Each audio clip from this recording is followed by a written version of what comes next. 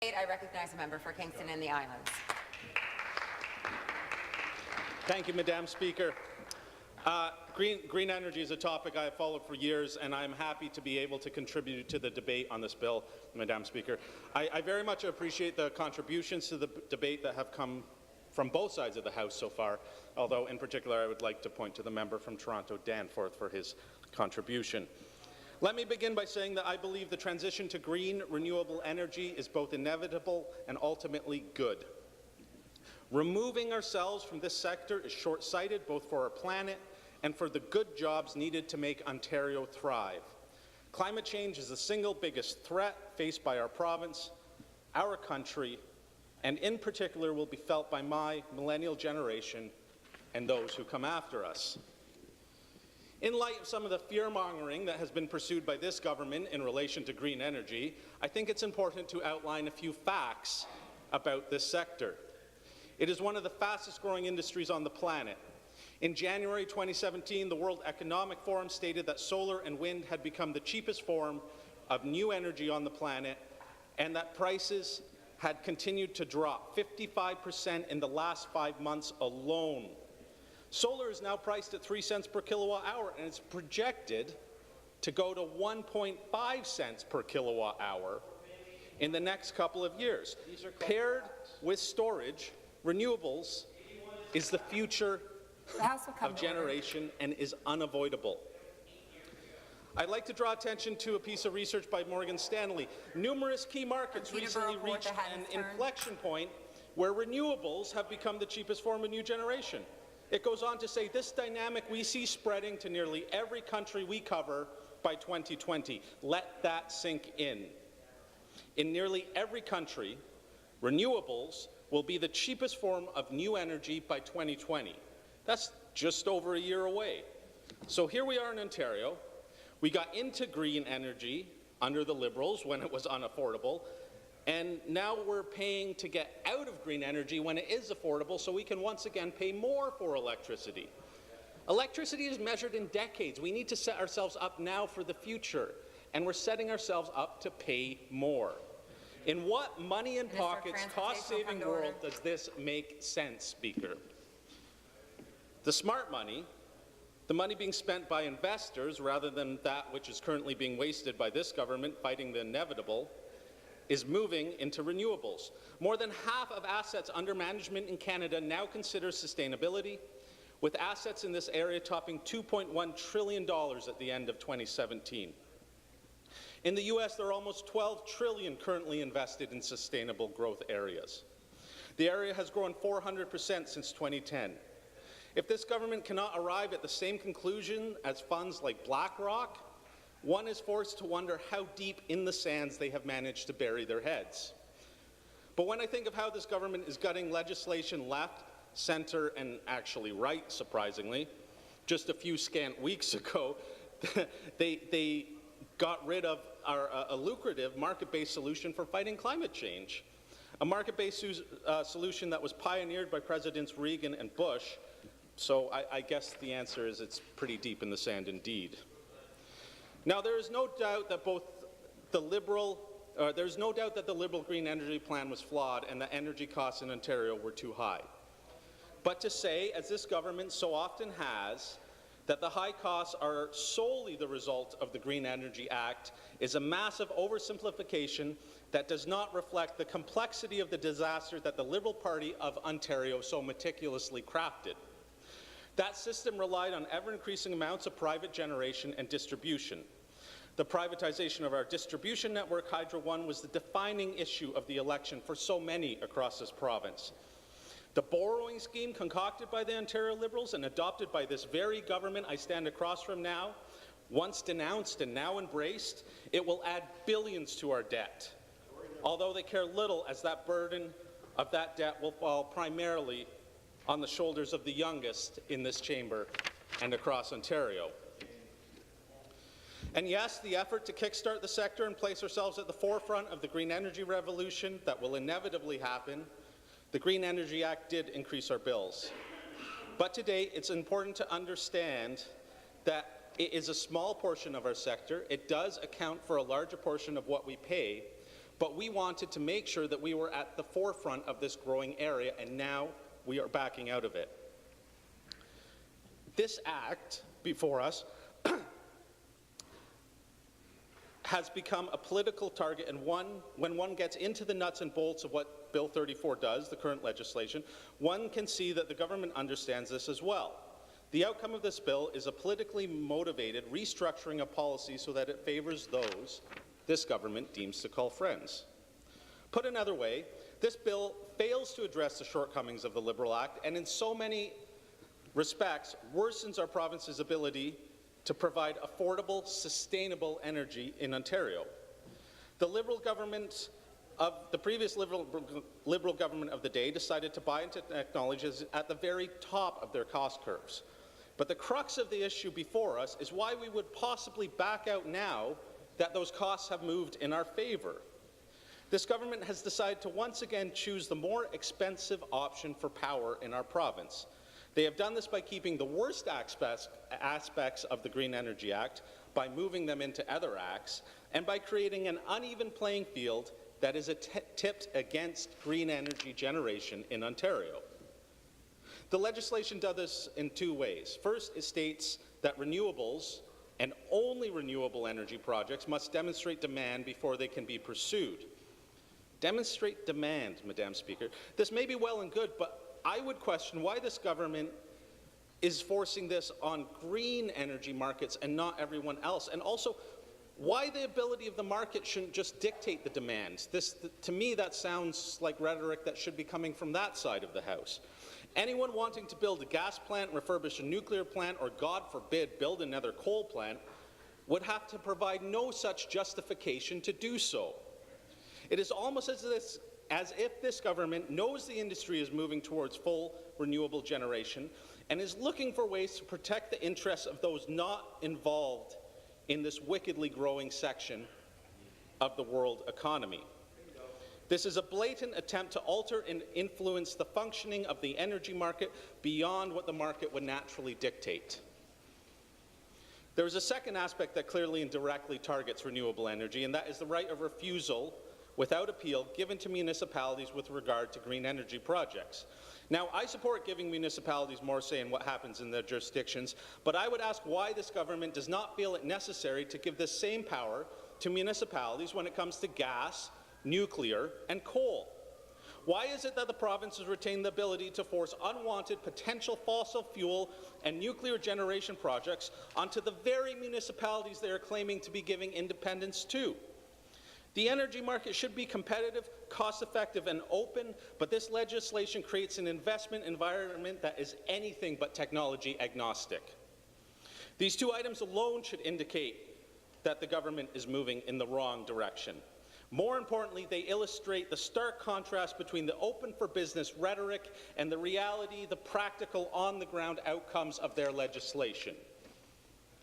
One does not have to look far outside our borders to see leadership in renewable energy. Headline after headline, study after study, and investment after investment all point to the remarkable future of green energy. And those who lead will thrive, Madam Speaker, and while we, under the misleadership of this government, we in Ontario will fall behind. Some of the most recent headlines overseas, the City of Bristol has committed to becoming carbon neutral by 2030. This just happened on Wednesday. On November 7th, New Zealand passed a bill banning new permits for offshore oil and gas exploration. Their Prime Minister stated, "We all signed up for the Paris Agreement that said we were moving towards carbon neutrality, and now we need to act on it." She states, "The whole world is moving in this direction." Now, I'm in the midst of drafting a letter to Prime Minister Ardern asking her to correct this statement with an asterisk for Ontario and the red U.S. states, what company this government chooses to keep. California, the fifth largest economy in the world, has committed to 100% renewable energy by 2045. They have rewritten their building codes requiring all new residential homes to come equipped with solar panels. But this didn't happen overnight. The state began investing years ago when those technologies were more expensive, and now are reaping the benefits of that investment. Their transition was methodical, environmentally conscious, and fiscally responsible, they arrived at their targets years ahead of schedule. What California did to achieve this was to steadily raise its floor. Looking higher and moving in a consistent direction, they provided a stable, predictable, long-term business environment which draws innovators and market risk takers. Market dynamism eats targets for breakfast. If only this government could find some actual business savvy rather than the rhetoric and slogan-filled prostration we hear every day, and provide the regulatory certainty needed for businesses to flourish in Ontario. One of the most fascinating examples of intelligent renewable energy policy is the Hornsdale Power Reserve in Australia. Paired with a wind farm, this massive smart battery has demonstrated how a grid can be effectively managed with a very high share of wind and solar, and do so faster, cleaner, and smarter than traditional technologies. Built in just 62 days, this has played a key role in managing peak demand while also earning money for the state where it is located. It has been so effective at generating revenue that is projected to pay for itself in a few short years. South Australia, based on the massive success of this project, aims to have shares of wind and solar, which are already at 50%, jump to 71% by 2021, and 100% by 2025. Storage is key and was a major missing part of the previous Liberal government's legislation, but it's not even touched on in this government's legislation. May I remind the House that we currently pay 13 cents per kilowatt hour during peak times and 6 cents at off-peak times. Imagine if there had been some foresight and we had invested in storage paired with renewable energy at 3 cents per kilowatt hour.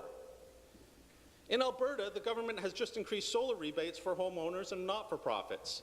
They have committed to issuing contracts so that 55% of the government's energy needs are to be filled by solar. And these actions are creating jobs, Madam Speaker. The green energy sector has grown 500% in 3 years in Alberta. Alberta is now leading and getting good deals on large-scale renewable energy projects as well. Last December, a competitive supply auction gave the province wind energy at 3.7 cents per kilowatt hour. That's 72% less than what we paid during peak times, and nearly half off the peak price or the off-peak price in Ontario. This success in securing good contracts on behalf of their citizens is not limited to Alberta.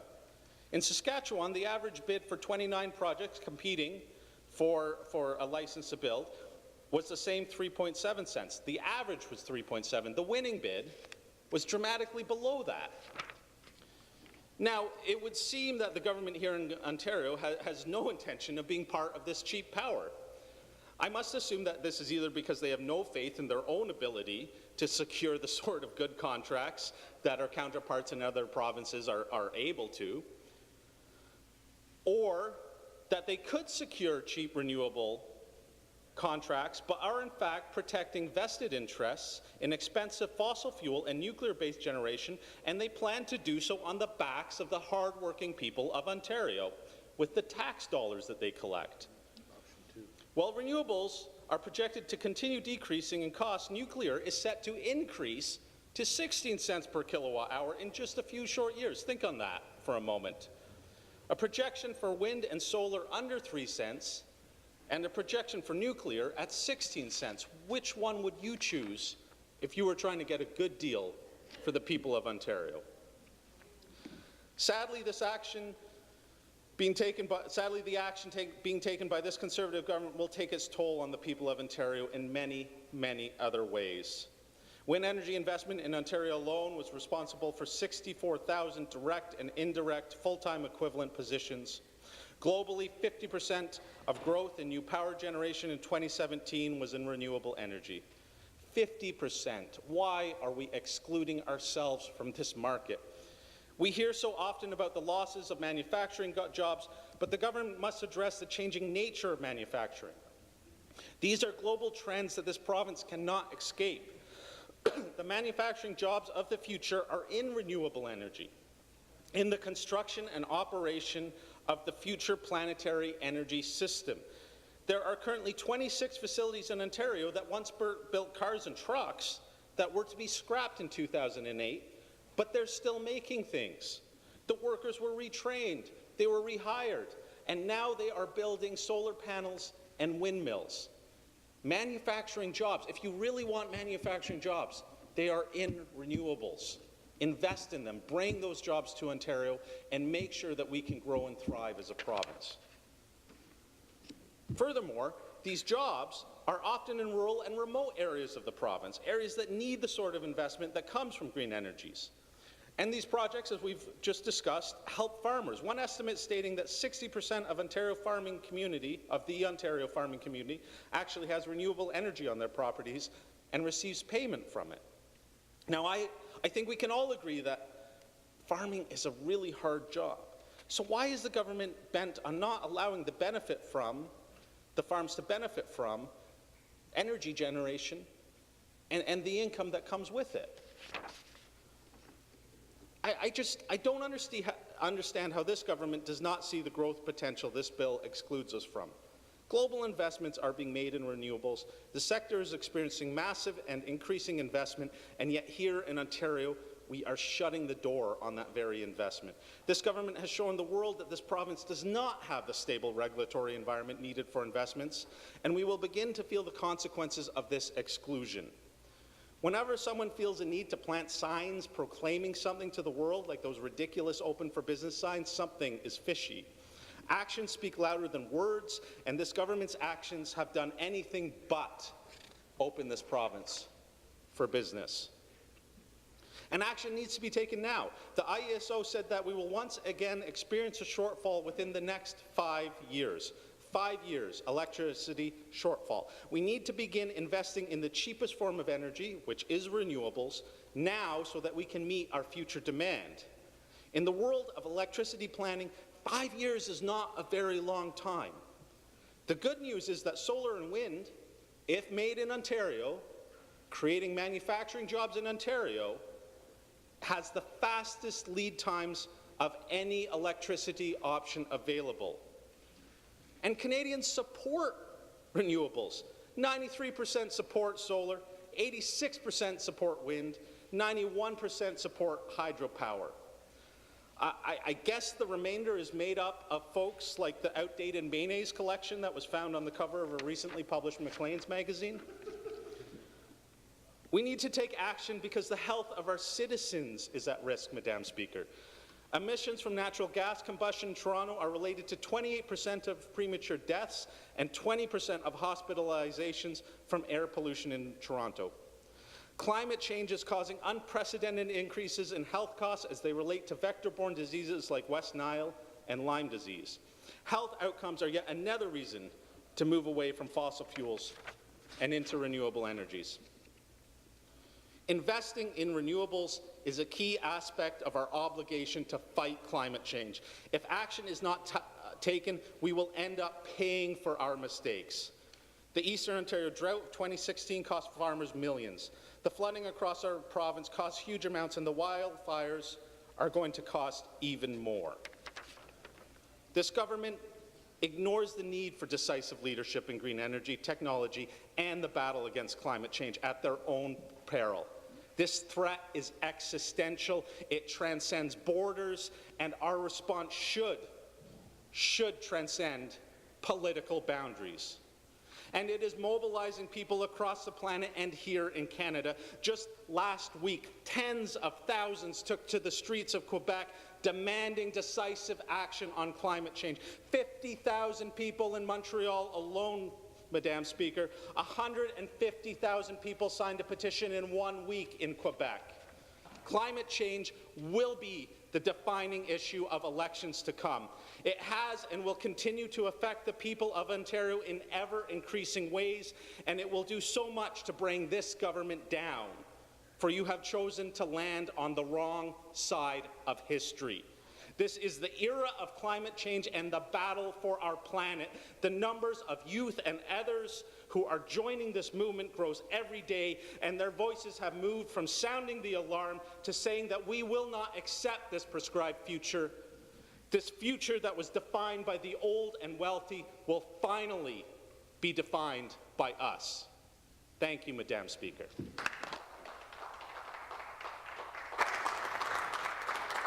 Thank you. Questions and comments?